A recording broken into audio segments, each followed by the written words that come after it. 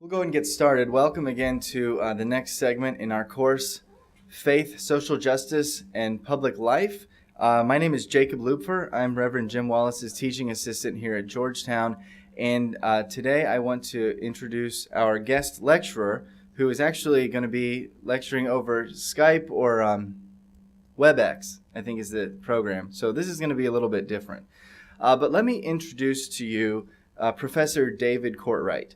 Professor Cortright is the co-director of the Kroc Institute for Peace Studies at Notre Dame. He's a graduate of Notre Dame University with a master's from Columbia, somewhere in New York, and he completed a doctorate. At the here in Washington, and has for most of his career been working as an academic who studies peacemaking, responses to violence, and has co-edited with George Lopez a number of books on this subject. And with a generous endowment from the Kroc Family Foundation, Notre Dame has this fantastic institute that I've simply got to send you the website. Professor Cortright keeps a blog there. He's known to Professor Wallis. He's also longtime friends of Dwayne Shank, who is one of Professor Wallis's top deputies at Sojourners. And so he has presented on these subjects to Georgetown students before and has generously offered to spend some time with us this afternoon. So we'll continue in our usual format, whereby Professor Cortright will present, and we have some slides that he'll be showing to go along with his presentation as well. And then he's expressed a willingness to stay on with some Q&A to engage directly with us. And then we'll pause for a break, and then just our group here will come back and talk about some of the responses we had to the reading. So with that, let me introduce and turn the program over to Professor David Cortright of Notre Dame. Okay, thank you very much, Jacob. Thank you, class. Can you hear me all right? Yes. Okay, excellent. And when we do the Q&A, you'll have to speak into the PC there. So perhaps, Jacob, you could sort of moderate and take the questions, and then I'll respond to them. But I'm happy to be with you today. Sorry I could not be there in person. My schedule's so jammed that I couldn't really make it into D.C. today. But hopefully this will work, and we'll be able to have a good discussion. Just a bit of background. I have known Jim Wallis for many years, since we were working together against the Vietnam War back in the late 60s and early 70s. I was on the board of Directors of Sojourners for many years, and worked with Jim in the founding of the nuclear weapons freeze campaign in the late 70s and early 80s. We were both in the initial freeze strategy committee. And Jim has also been one of the leaders of the Win Without War coalition that I helped to create back in 2002 as an effort to try to prevent the U.S. invasion of Iraq.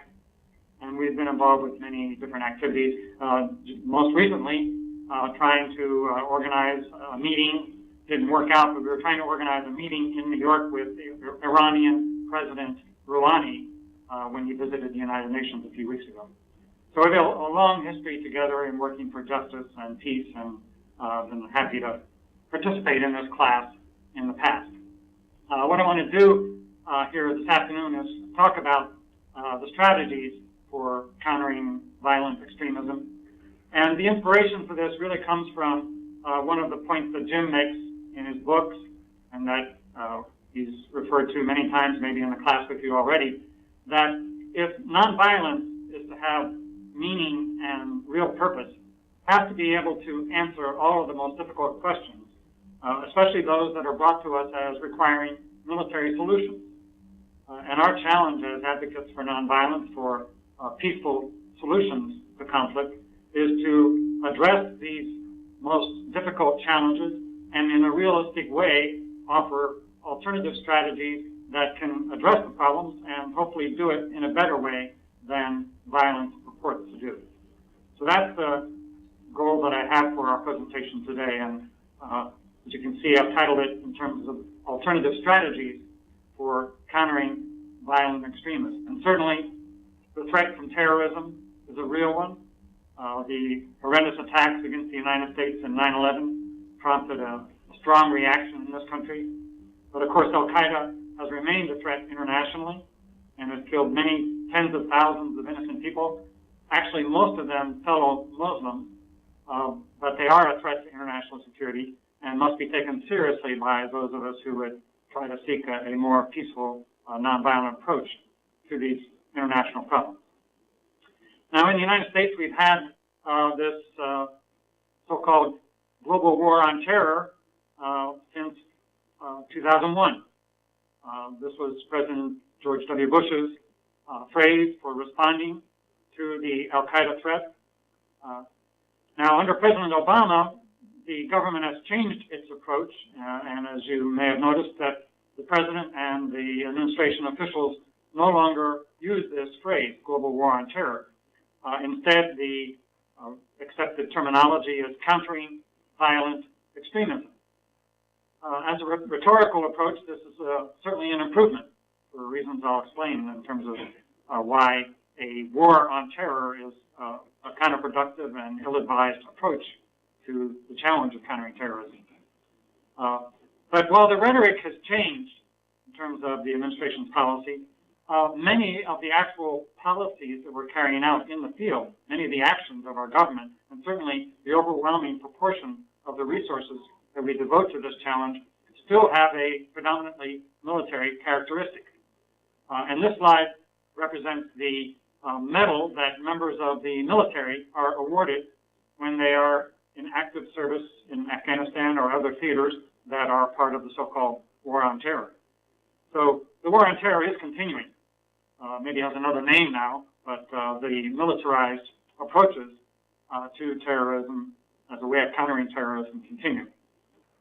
And probably the most well-known and probably most controversial today is with the use of drone warfare and the authorization that underlies this use of force.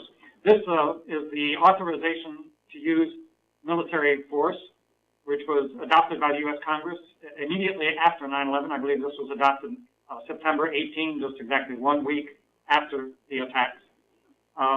And as you can see from the language, it is a very open-ended authorization for the United States to use all and appropriate force, as the language goes, all military force to counter those who attacked the United States on 9/11.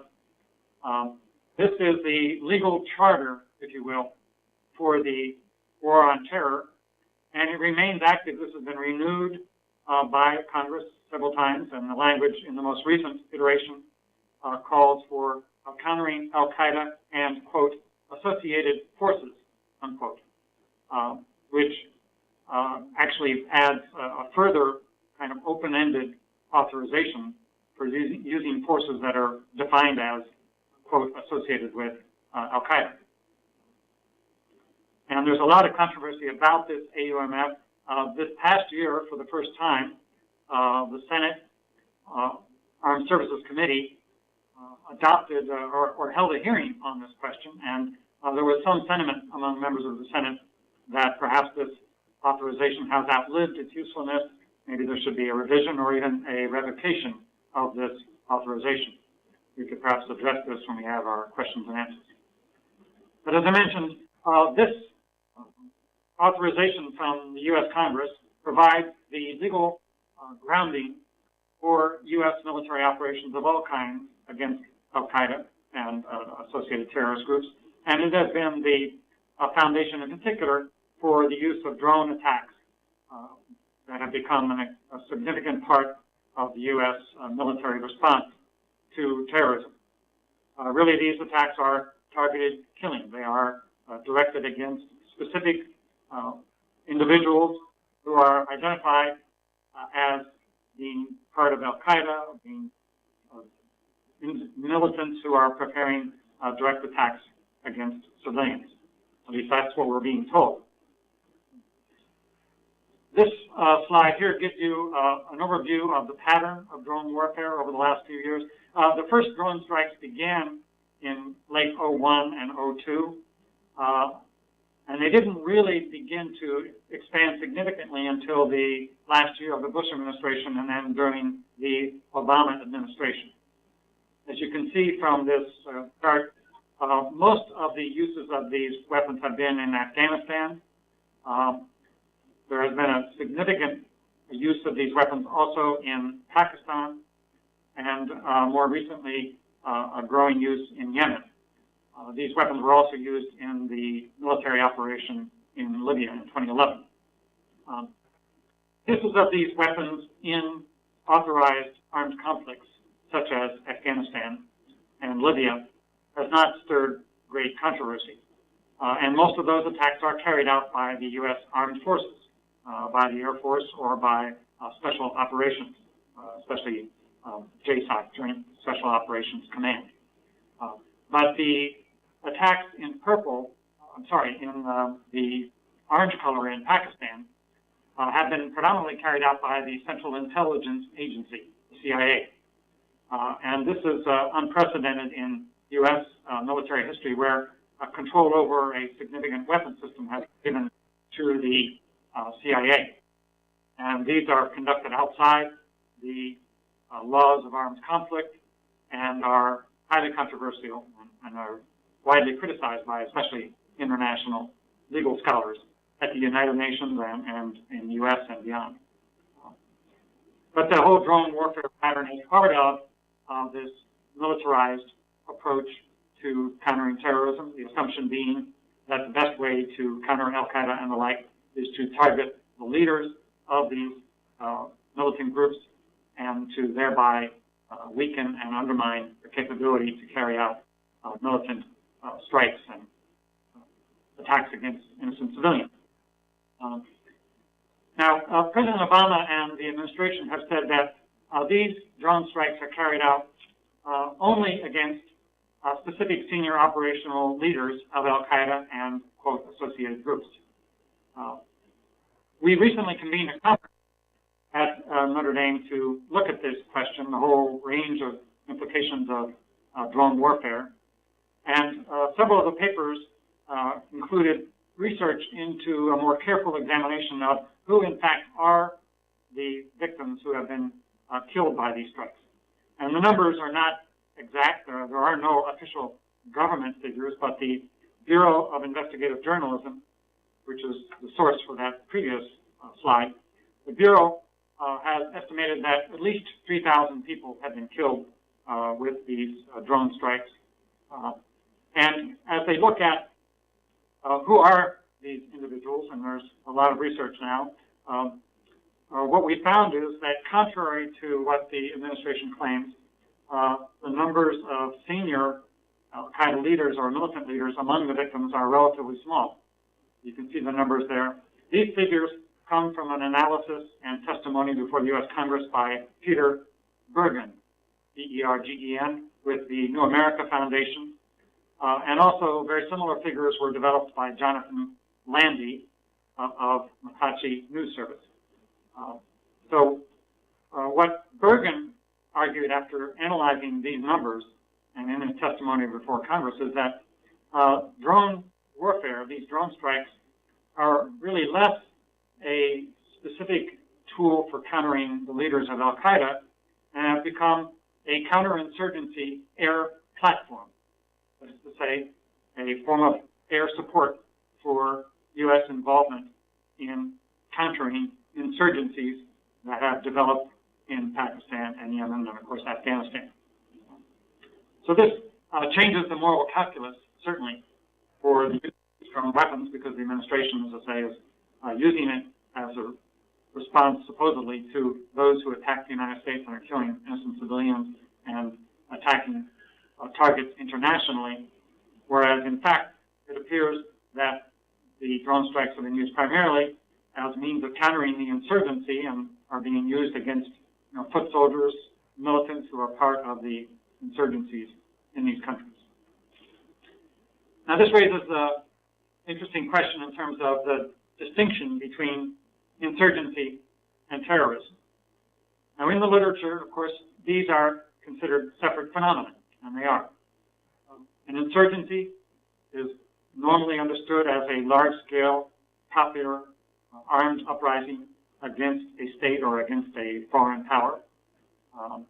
A terrorist group is a smaller, conspiratorial group that carries out specific attacks against designated targets. There are significant differences, the most important one being that an insurgency, when it reaches a certain scale and then it becomes defined as an insurgency, has a degree of popular support in its community, or at least popular acquiescence. You can think of Mao Zedong's famous formulation that the insurgent, the revolutionary guerrilla, is like the fish in the sea, and is surrounded by and supported by the sea, the population in which the insurgent swims. A terrorist group, by contrast, is conspiratorial. It's attacking civilians. It fears being seen in public and being part of the community because it may be turned in to the police, or there may be violence turned against it. So there are clear distinctions.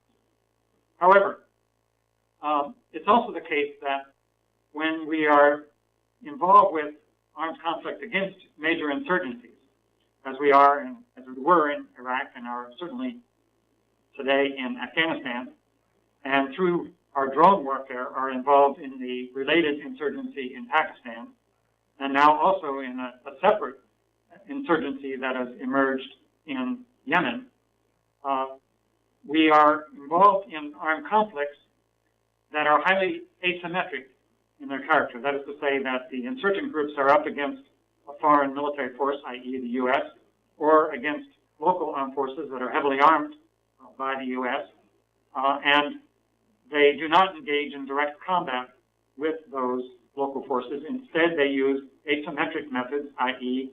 terrorist methods. You know, the road bombing, the IEDs, and various forms of assassination and bombing that we've seen so prevalent in the Iraq and Afghanistan wars, and that are now also occurring in Yemen, and of course have occurred regularly in Pakistan. So the point I'm making is that while there are separate phenomena, in these cases, our involvement in these wars against terrorism has inevitably drawn us into countering these major insurgencies, which requires us to think about the strategies and the data that we have about counterinsurgency as a form of warfare, which goes back a long way, of course, and we in the United States have fought counterinsurgency wars in Vietnam, in Iraq, as I mentioned. It's interesting, when we began the invasion of Iraq, the Pentagon, Secretary of Defense Rumsfeld, kept insisting that, no, this is not an insurgency. This is an operation against terrorism, and the people will welcome us, and we'll have a short operation, and it'll be very expensive financially. You remember these claims that were made. In fact, the U.S. invasion did spark a major military resistance, especially among the Sunni population in Iraq, and indeed within a couple of years the United States found itself up against a very substantial insurgency with tens of thousands of fighters, not only in the Sunni population but also among part of the Shia, fighting against American forces. So we had to kind of relearn counterinsurgency. And part of that process is very interesting. You know, I'm a scholar of these subjects, so I've known about this research. In the past, there were many books written about counterinsurgency, primarily in the 60s, in response to the U.S. War in Vietnam, but also as a response to the French war in Indochina and the French war against the Algerians. And one of the most prominent and probably the most widely quoted scholar in those days was a French former military officer, David Galula. Sorry, I'm probably butchering how to pronounce his name. But Galula was a French soldier during World War II. He was dismissed and discharged from the army because he was Jewish. Then he joined the French resistance against the Vichy regime and the Nazi occupation. Was wounded in the French War of Liberation against the Nazis and the Vichy regime. Then rejoined the French military, was a French military advisor in Indochina. He served in the French army in Algeria and was credited with having developed approaches to countering the Algerian insurgency, which were widely accepted and became part of official French military doctrine. He also taught for a while at the U.S. Army Command College in the U.S. military. In his book in 1964, Counterinsurgency Warfare was the classic. And his principal argument was that fighting an insurgency is different than fighting a conventional war, as in World War II. Not armies with tanks battling each other. It's an army in the field fighting against militia groups that are embedded in the population. And the only way to win this kind of war, Lewis emphasized, was through political means. That yes, you had to protect populations, you had to counter the violent groups that were attacking civilians, but most importantly, you had to win over the civilian population to the government of the state you're trying to support, and to get that political buy-in from the population. It's the only way to counterinsurgency. And so his formulation here represented, that counterinsurgency is predominantly a civilian political task. 80%, he estimated, has been the guiding doctrine. Interestingly enough, this concept is repeated in General David Petraeus' counterinsurgency manual for the U.S. military, which was, as I said, revised and rewritten during the Iraq War. I think it was published in 2006. And that manual, while it doesn't give this 80-20 proportion, it does say that counterinsurgency is primarily a political task.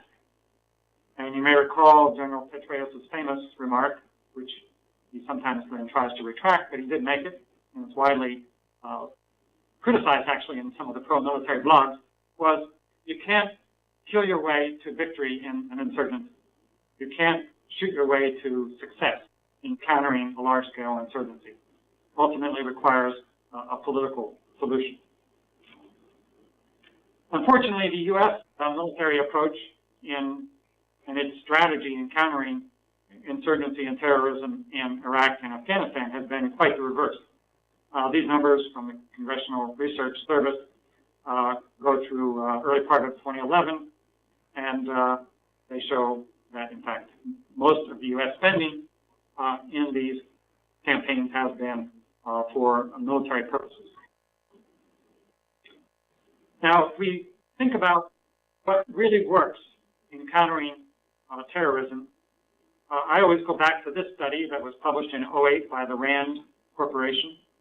And as you know, the RAND Corporation is not a peace studies outfit. It is a think tank that has generally worked for the Pentagon and other military forces for many decades. Their study from 2008 was one based on a simple methodology. Let's look at cases where terrorist groups have come to an end. They came up with an N, a large N group of about 260, I believe it was, cases where terrorist groups came to an end. And then they tried to analyze what was the primary factor that led to success, and you can see the results. Primarily, these terrorist groups come to an end through two processes. One is a political process. That is to say that the militant group is able to achieve its goals through a political negotiation. A classic example of this that we all know about is the Good Friday Accords in Northern Ireland, where the IRA, after many decades of terrorism and bombing and killing, over time came to recognize that they would do better to try to achieve their goals through political means. And we've seen an end to the troubles and most of the killing in Northern Ireland. And there are many other examples of this sort of process. The other approach is policing, good old-fashioned law enforcement. Although globalized era, it's law enforcement that is global in context, that depends upon transnational police and intelligence cooperation. A few years ago, I had a chance to hear about how this works firsthand from the chief of deputies at Scotland Yard. I was at a counterterrorism conference in Ditchley Manor outside of Oxford in UK, and I asked the chief, how does this work? And this was right at the time in 2006, the fall of 2006, when a substantial terrorist plot had been discovered and interdicted in northern England. This was a plan to bring down as many as a dozen airliners coming from Heathrow Airport to the United States. Would have killed thousands of people.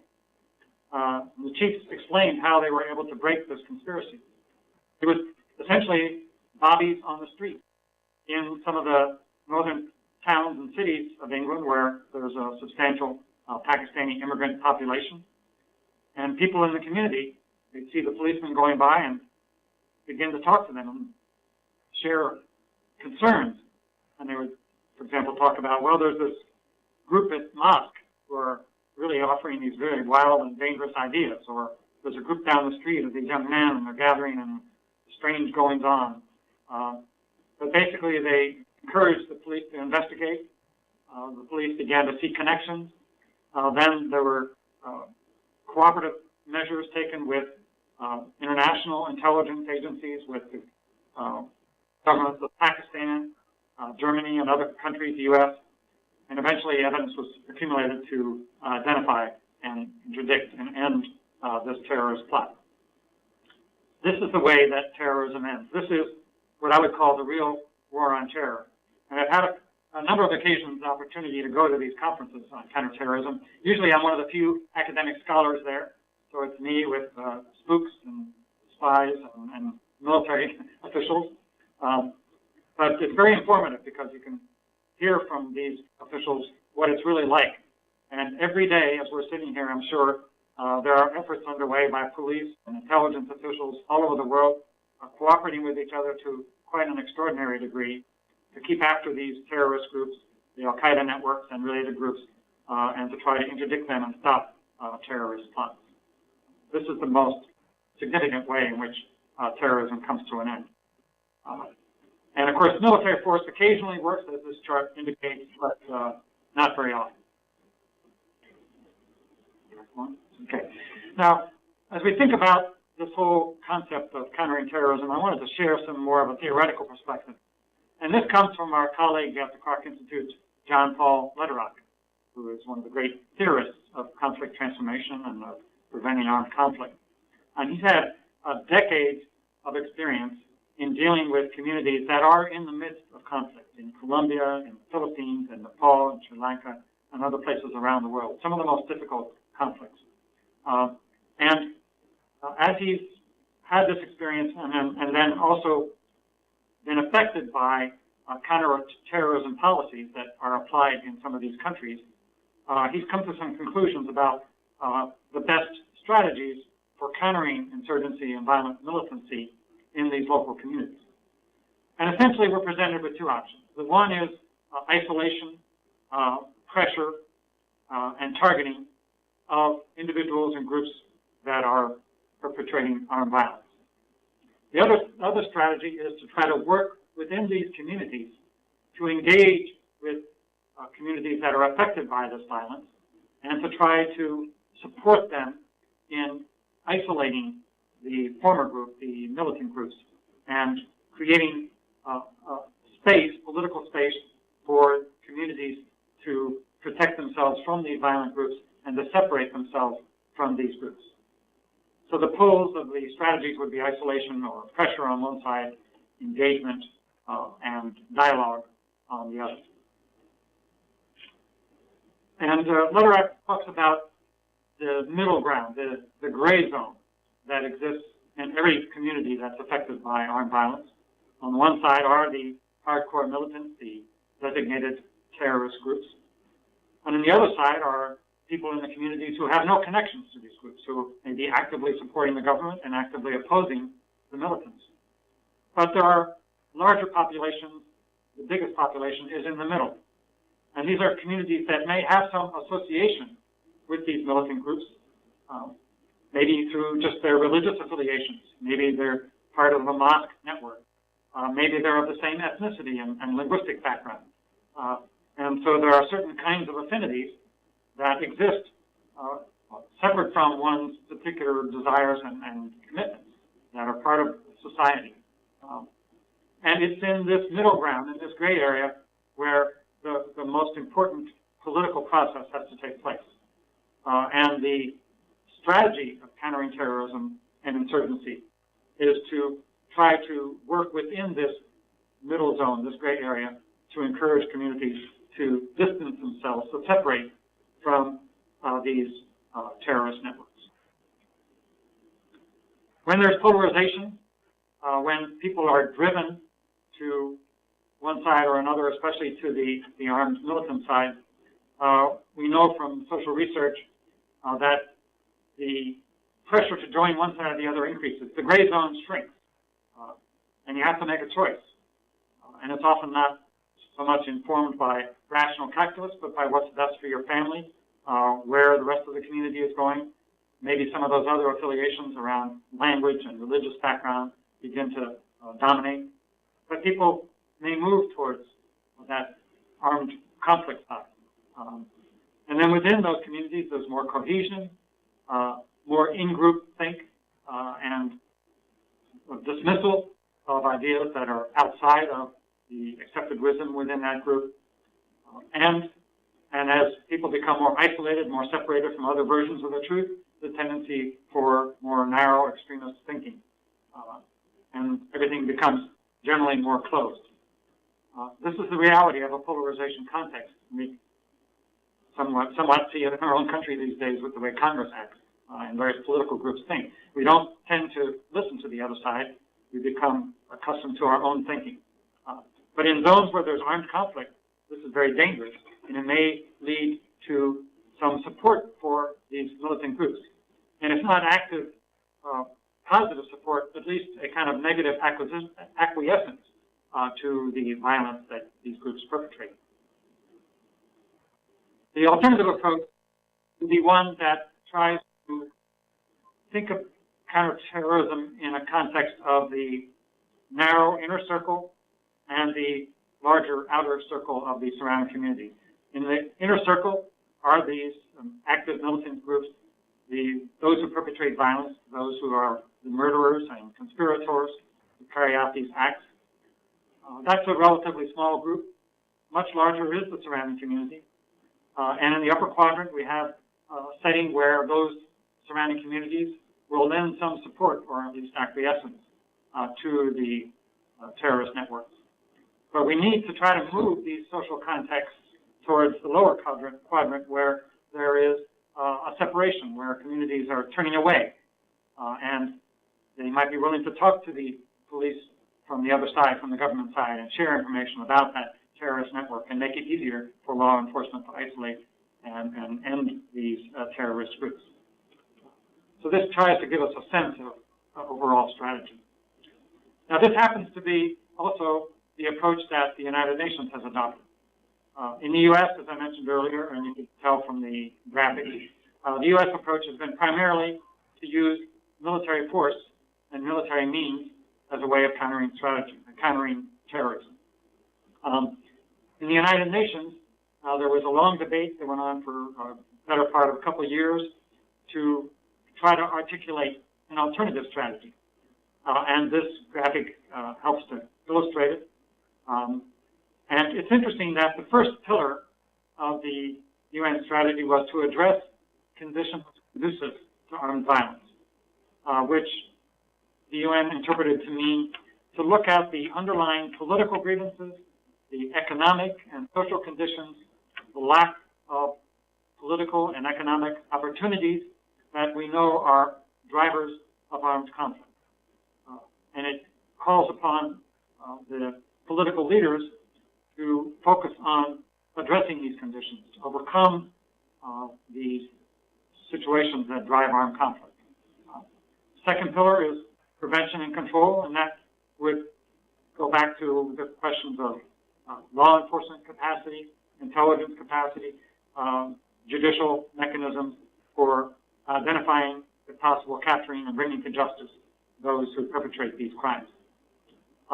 Third pillar is to build state capacity, but also international capacity.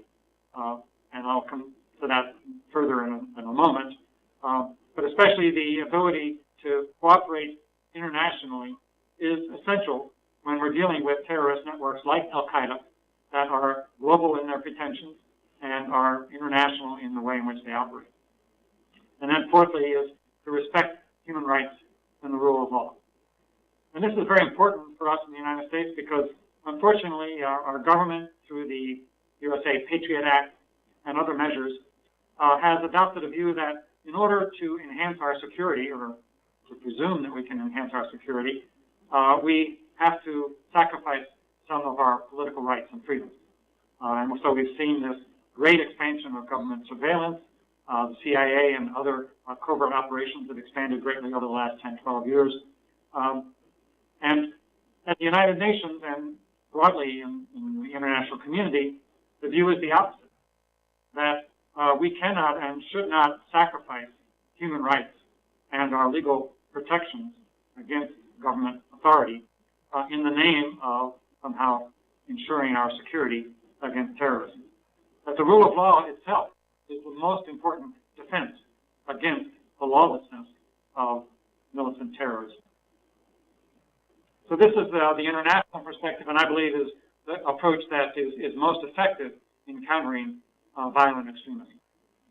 And it helps us to understand that there are many options for countering terrorism. Often we're told by the government, well, if you're not favoring military action, does that mean you just accept terrorism? You know, what's your answer? Well, there are alternatives, and I've been trying to present a few, and here's a list of some of the measures.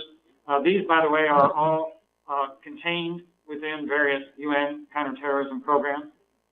Law enforcement issue that I mentioned earlier. Customs and border control is very important because this is essential for trying to prevent terrorist groups from using the territory of various regions as a base for their operations. And it's no accident that these militant movements and terrorist groups tend to set up operations in regions where there is very minimal governance, where the ability of states to control their own borders is minimal or non-existent, and where it's easy to traffic weapons and money across borders. So there's been a significant effort internationally to enhance customs and border controls so that states can have a better handle on trying to prevent these sorts of terrorist operations and trafficking programs. Police and intelligence cooperation, I've already mentioned that. Better control of international financial flows.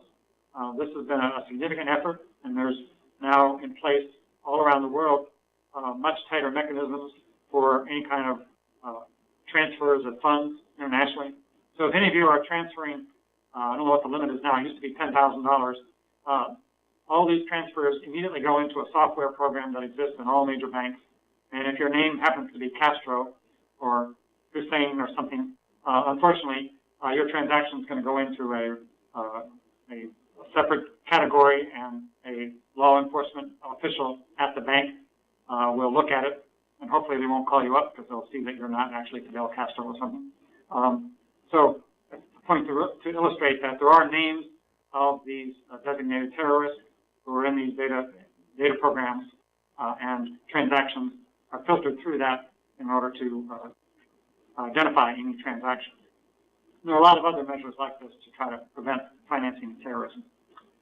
Greater state welfare capacity would not normally be seen as a counterterrorism measure, but we're finding more and more evidence to show that states that are able to provide services like education, equitable education to all groups within society, that are able to provide health care to all parts of the society equitably, they have much less armed violence and less armed conflict, and these kind of militant groups are less likely to be based in those settings. Human rights protection, as I've already mentioned, and all of the strategies that we teach here at the Clark Institute, what John Paul Lederach and others have been writing about and practicing for decades, the mechanisms of strategic peace building and conflict transformation. And all of this comes to the strategy of conflict prevention, which means addressing political grievances.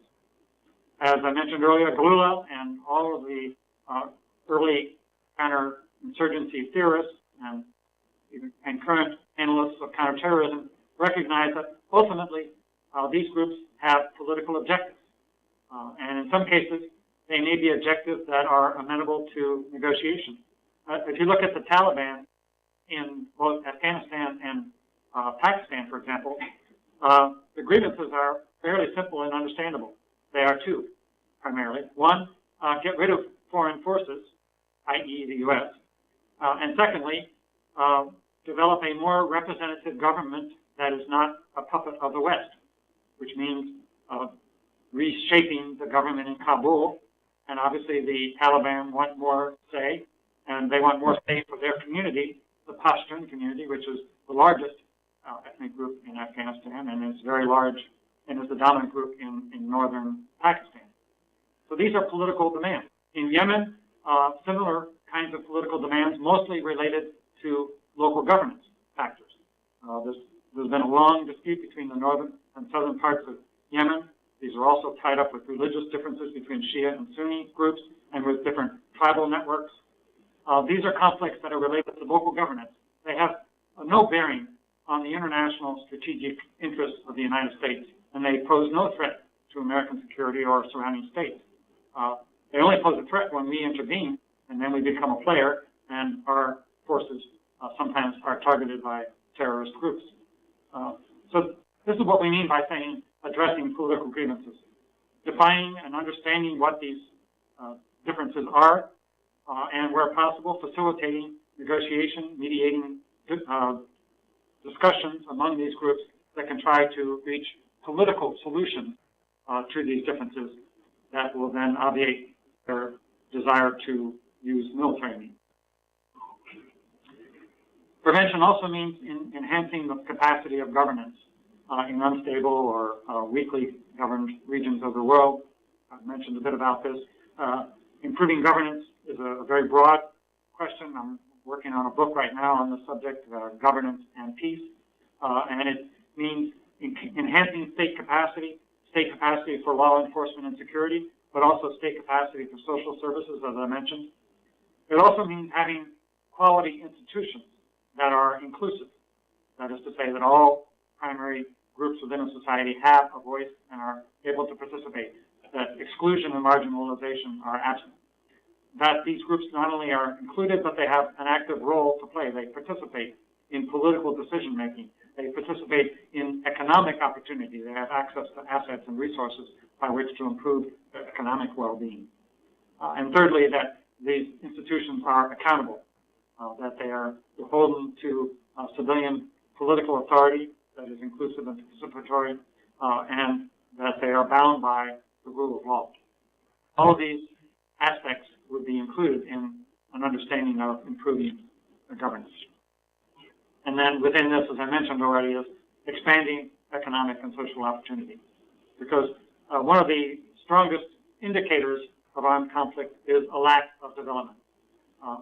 In countries above a certain level of GDP per capita, there is no armed conflict.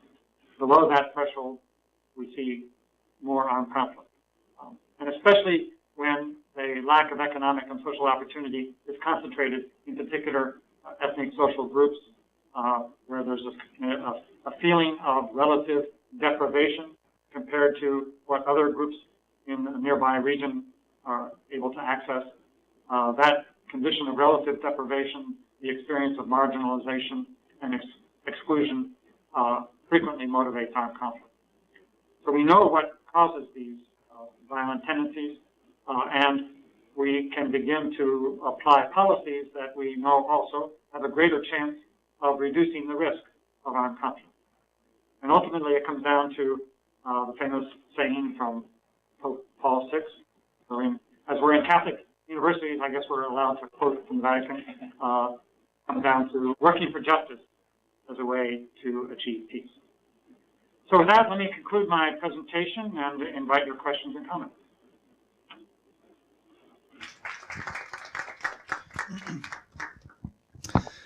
Thank you, Professor Cortright. I had intended, and I think I should tell you just a little bit about some of the students sitting around the table here and sort of the rationale for them being here. And I think it might help give some context to some of the questions and concerns they may raise, and maybe it will help you frame some of your responses to them.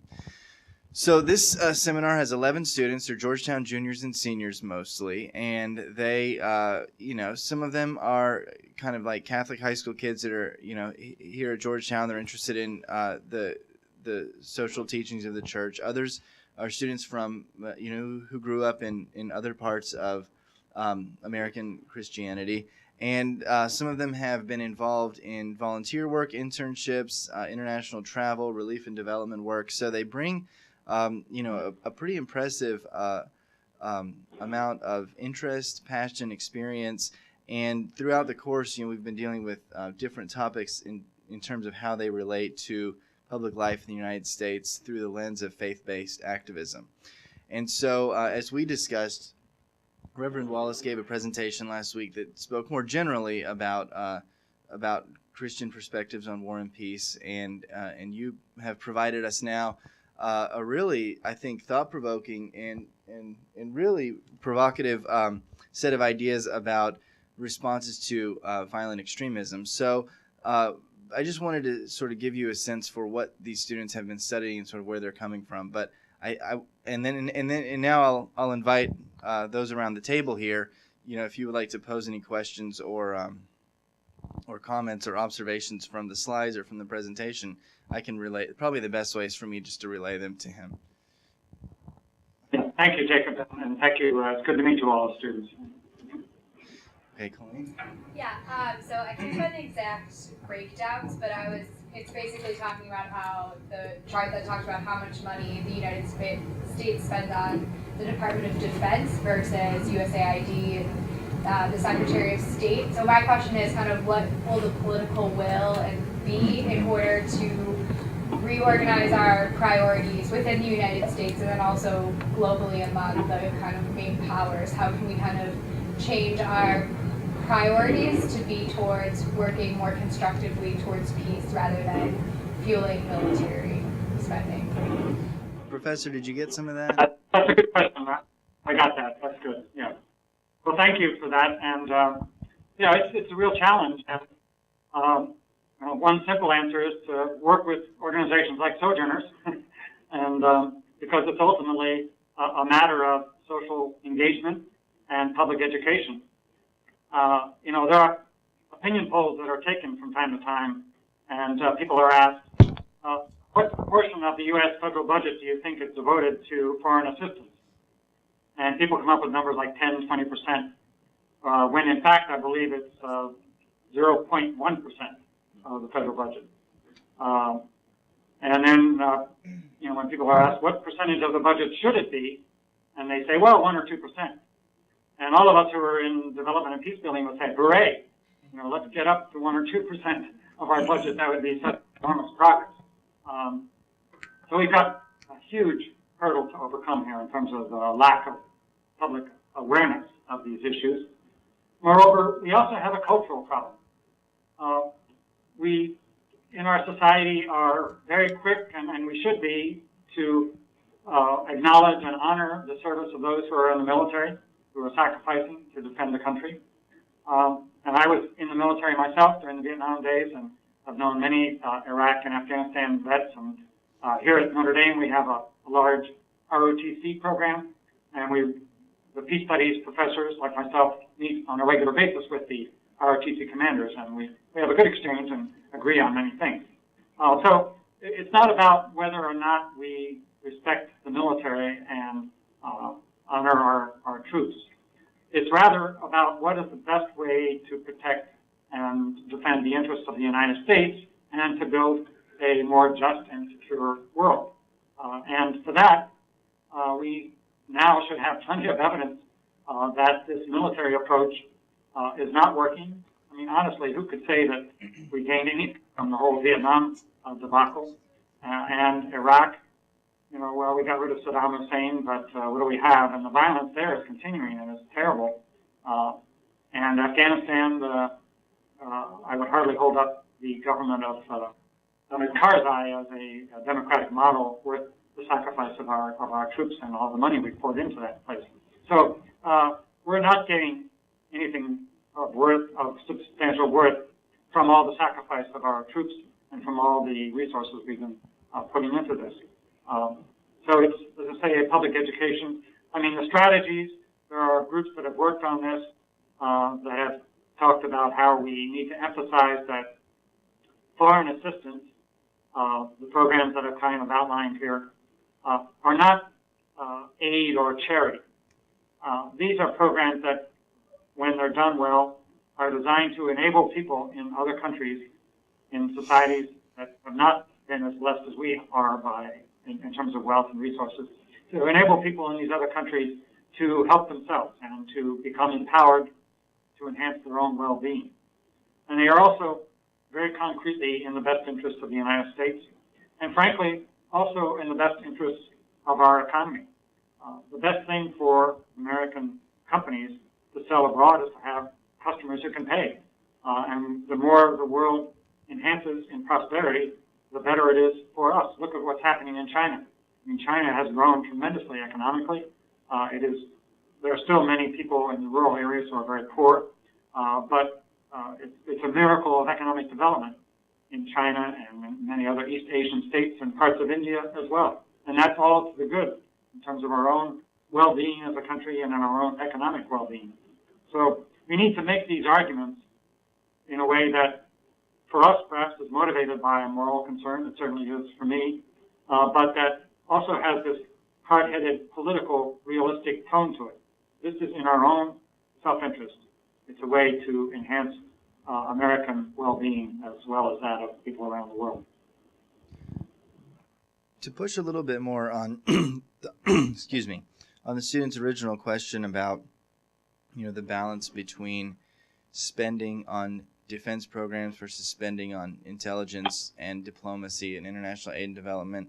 It's easy to look back at some of these examples, and you talked about Vietnam, which is before my time, or even leading up to Iraq, which is before many of these students' time. But looking back at the most recent example where this had to be hashed out, can you talk a little bit more about what was going on in 2009? One of the first big decisions President Obama had to make was, what are we going to do about Afghanistan? Are we going to get out? Are we going to escalate? Are we going to double down? What's it going to look like?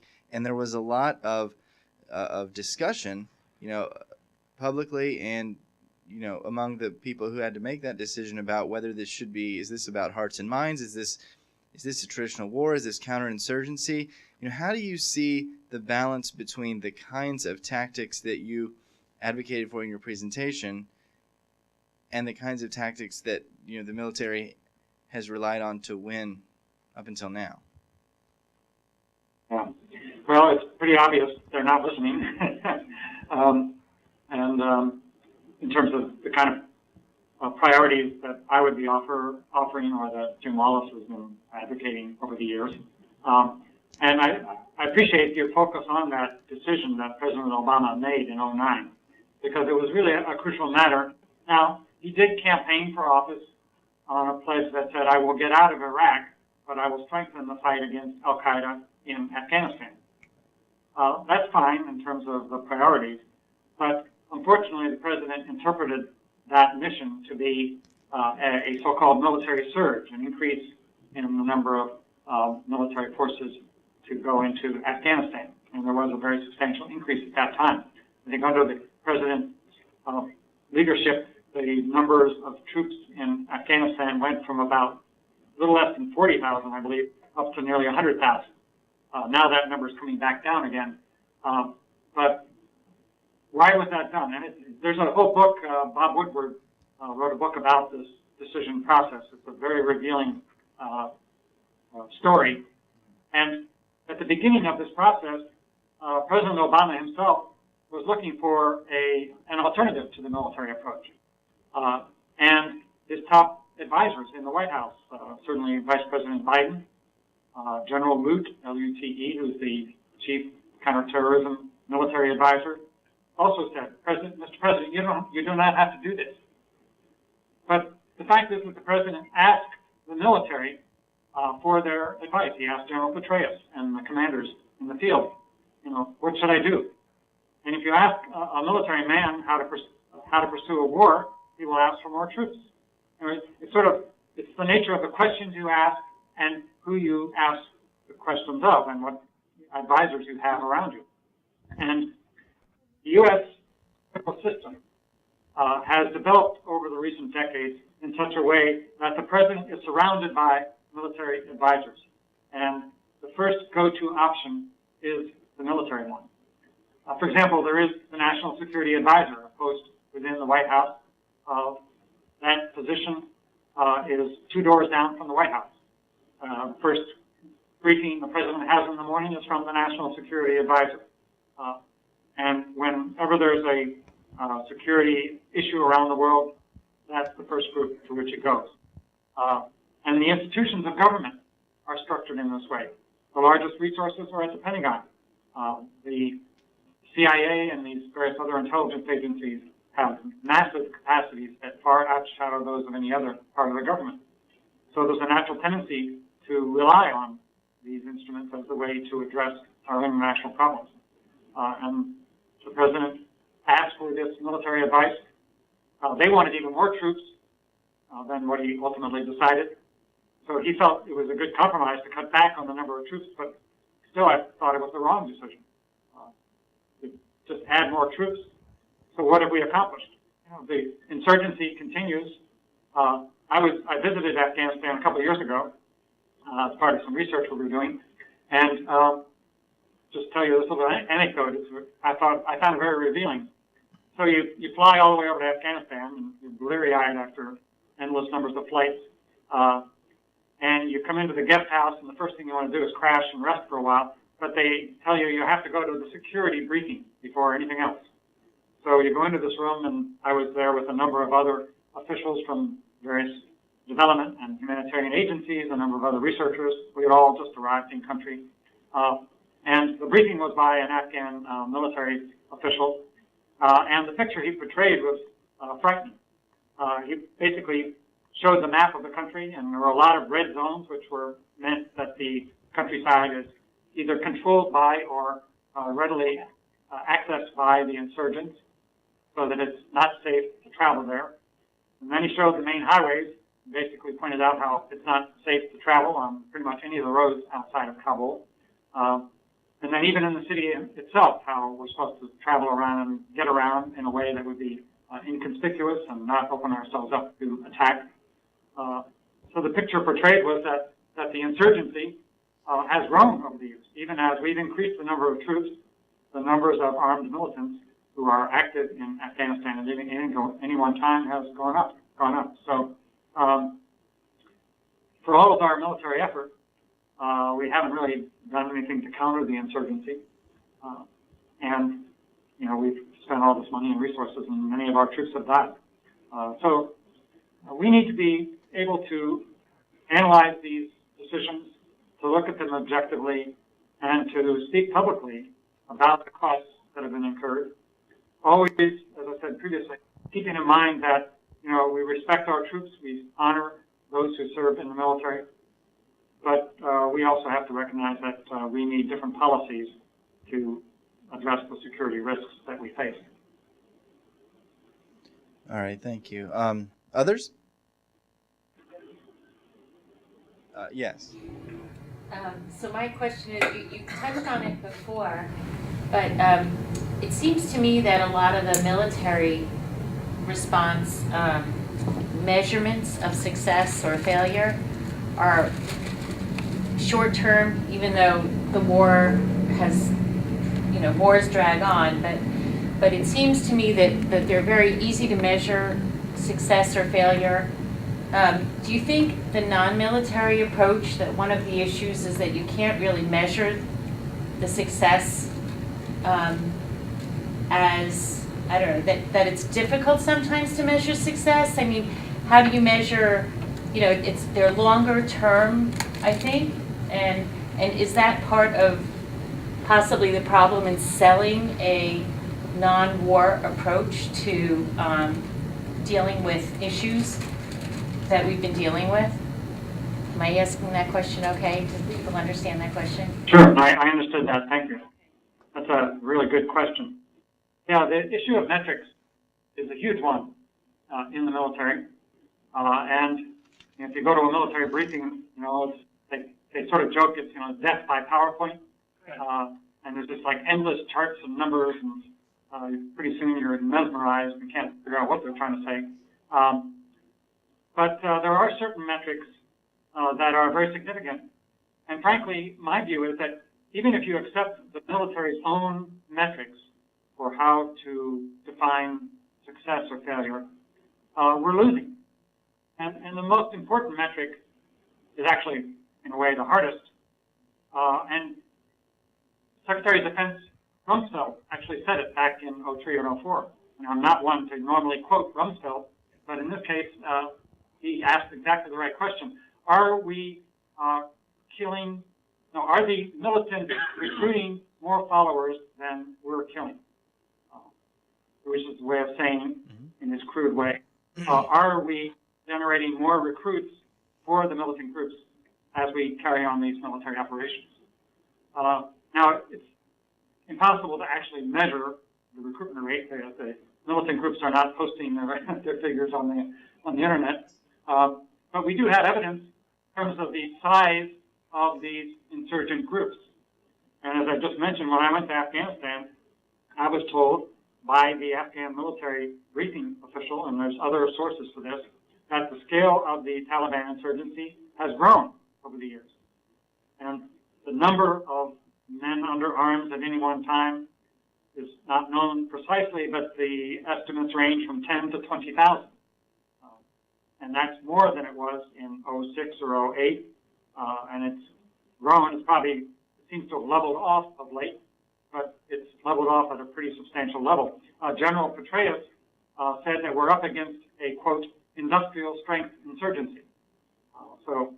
And then if you look at Yemen, which is a newer conflict for us, the State Department's own annual reports on countering terrorism indicate that the insurgency in Yemen a couple of years ago was described as, quote, a few hundred militants. The last report, it said more than 1,000. And a study that came out from the Council on Foreign Relations in parallel with the State Department study, Council on Foreign Relations is a very establishment body. They said that the number of militants in Yemen has grown to more than 2,000. So there's increase in number of armed insurgents in Yemen as well. So that core metric we're losing on.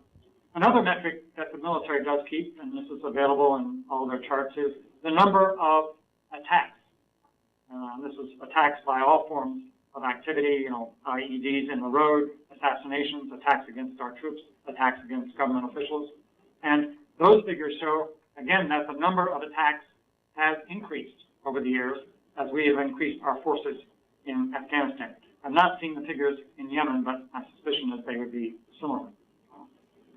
But the more important metrics that your question, I think, is getting at is how do we try to define when the conditions conducive to armed conflict are changing, when the structures of governance are becoming more stable and more capable of providing alternatives to local societies. Well, we do have some metrics. This is part of what I'm exploring in my new research in this book, Governance and Peace. We can rate the quality of governance institutions. We can define the level of economic development by GDP per capita and other indicators. We can look at indicators like infant mortality rate, maternal mortality rates, other indicators of social development. We can look at ratings of political freedom. For example, the organization Freedom House, been in existence for decades. They measure levels of political freedom all over the world. And we know that when states have low levels of political freedom, they're more likely to have high levels of political grievances.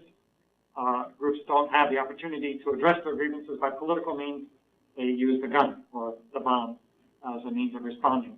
So these are metrics that define conditions for peace, that define when the risk of armed conflict is diminished. And they can help us also, I think, in understanding the metrics of how well or not we're doing in countering violent extremism around the world. Good. Yeah, that's helpful. Follow up? Well, I was just thinking that, one of the things that helped, I think, the general public here in the U.S. support the war was the fear of being invaded or being attacked. And the people who did the marketing and the spin on the war were very good at sort of getting at people's fear and sort of saying, if you support this, then we will protect you and we will take care of you to make sure that you and your family are not harmed. And then you see pictures of prisoners being taken to Guantanamo or whatever, and it's a very riveting thing for the efforts to try and do something that is a non-war related initiative. What kind of message do you think, have people tried, or what message do you think would get at the heartstrings of the individual American? Because clearly I'm in healthcare, so a lot of us would be very thrilled with improving infant mortality rates and improving longevity and other things and reading levels and all that kind of stuff, but it doesn't necessarily impact me personally. And so while for some that may be enough, how do you justify increasing the budget when in fact it may not actually help many U.S. people personally? Professor Cortright, did you get that? Really good question. Yeah, I did. Thank you. It's a really good question. And the fact is that the American people are concerned primarily about our own safety right here in the U.S. And the wide perception is that whatever is going on in terms of our foreign policy, it may not be efficient. It's grossly overcosting, overburdening us financially. But at least we haven't been attacked again since 9/11. And that fear of terrorism remains strong. Periodically, there are terrorist threats or plots that we hear about, and you can look in the polls and you can see that the numbers start going back up again. Very substantial percentages of the population still have a sense of fear that we could be subjected to terrorist attacks. And when you have that mentality, it means natural to feel that let's do everything we can to be protected. And I'm sure that's what motivates President Obama and the administration officials. I think probably their worst nightmare is that there'll be a terrorist attack against our country on their watch. And they're doing everything they can to get through their 4 or 8 years in office, the politicians, to make sure it doesn't happen. And that's the normal instinct. But somehow we need to be able to say that, that's a legitimate concern. Well, obviously we all share it.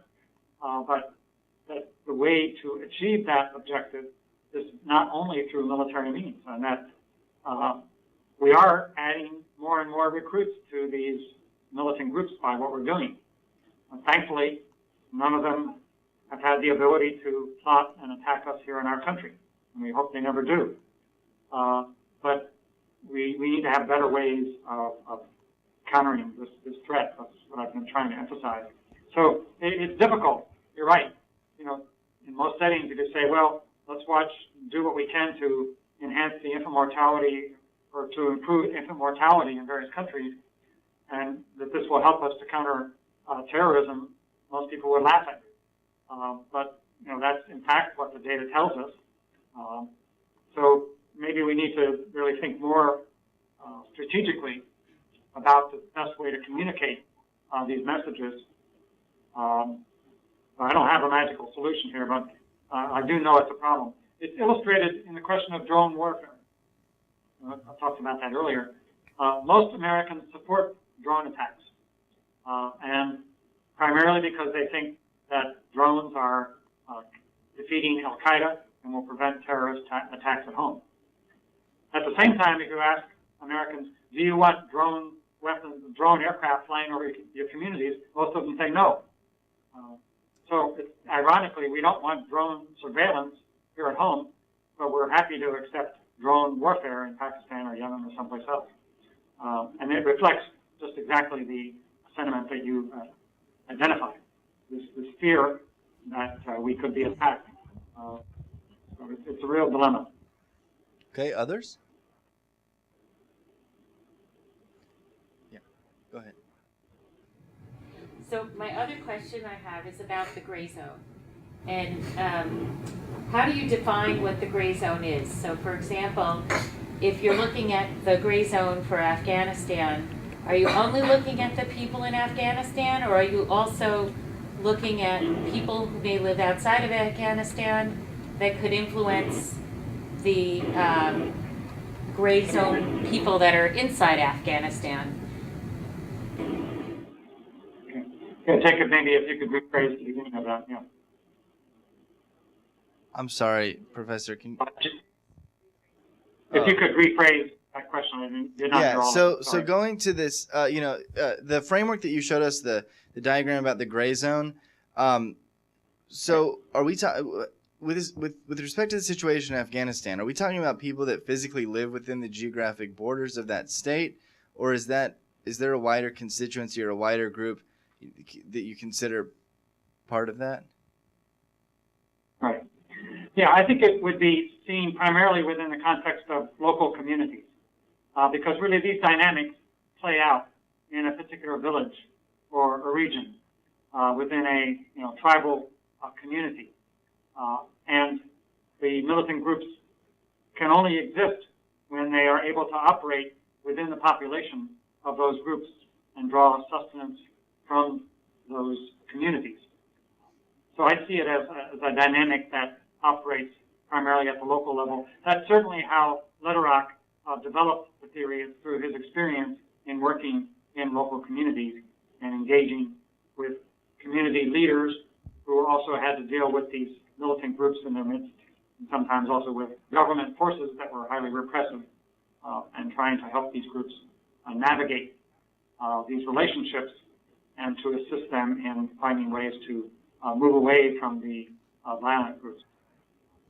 But I think it could also be understood in a broader context. I mean, generally speaking, the Pashtun communities that exist in southern Afghanistan and northern Pakistan have some uniformities.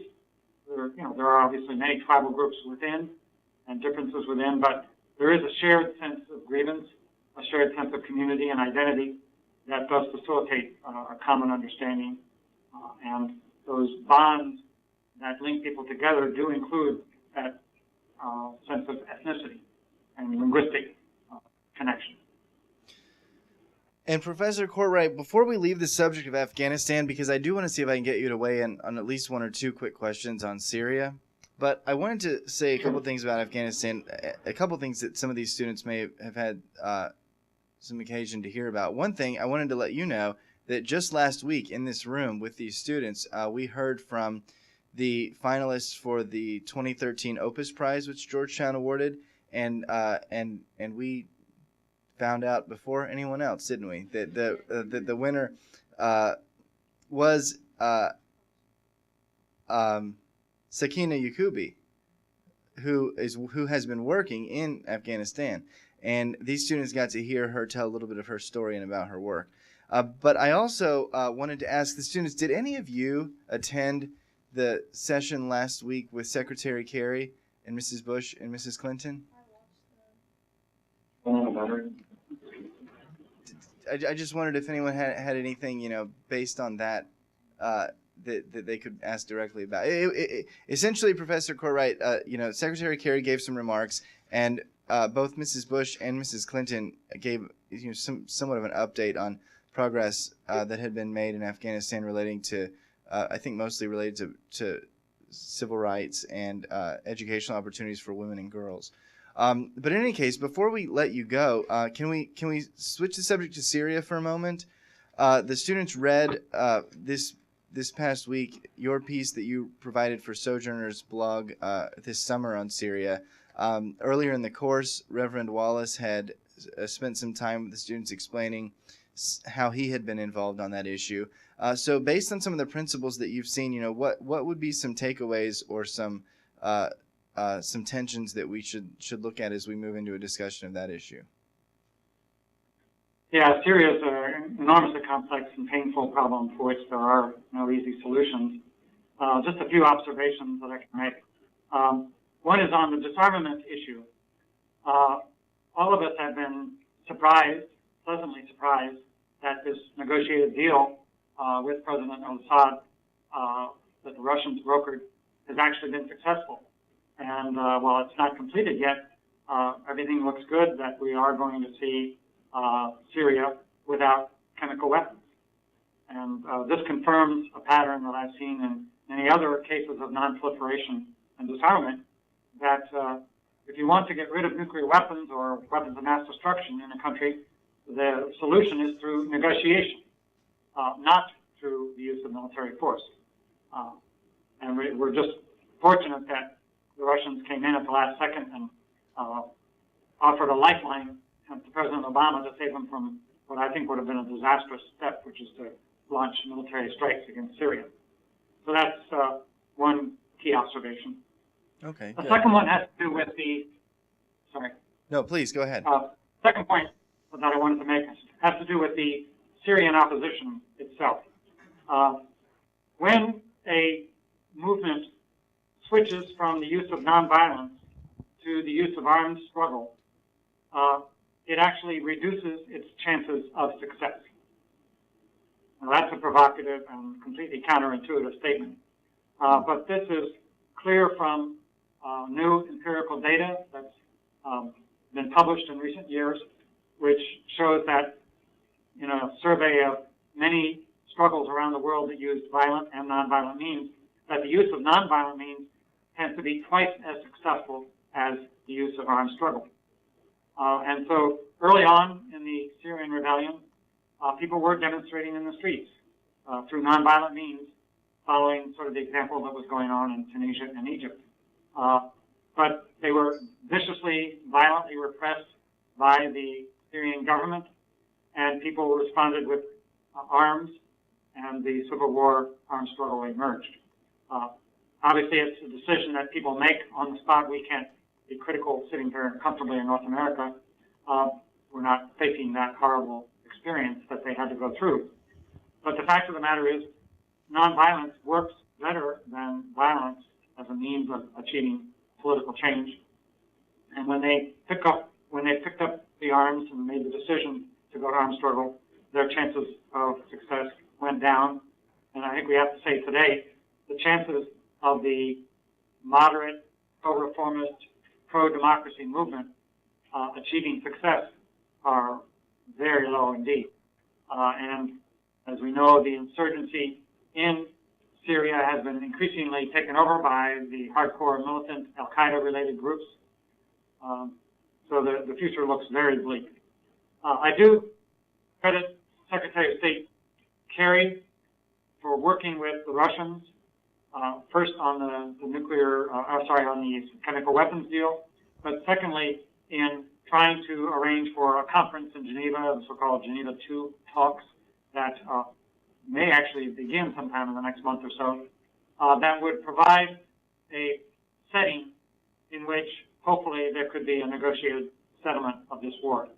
That's certainly not going to come soon, given the levels of hatred, violence, the unwillingness, especially of the more hardcore Al-Qaeda-related groups to participate. But if at least the Assad government and some of the armed groups can begin to talk, perhaps reach some agreements for lessening or ending some of their violence, maybe a pathway could open towards a negotiated solution. Ultimately, there will need to be a negotiated solution. Neither side can win militarily, and the sooner we can encourage and facilitate negotiation, the better off for Syria and bring an end to this most horrible of all wars that's occurring in the world today. Well, Professor Cortright, I think we'll have to let you go at this point. But let me, first of all, personally relay to you, Jim Wallis sends his greetings all the way from Abu Dhabi, where he is attending this week a session of the World Economic Forum. He chairs their Faith and Values Committee there. And these students have been reading some of your work. We're going to discuss it together after the break when the cameras are off. But we want to thank you for making time in your schedule to share your wisdom and strategies and ideas with us. And so let us thank him one more time with some applause. Thank you.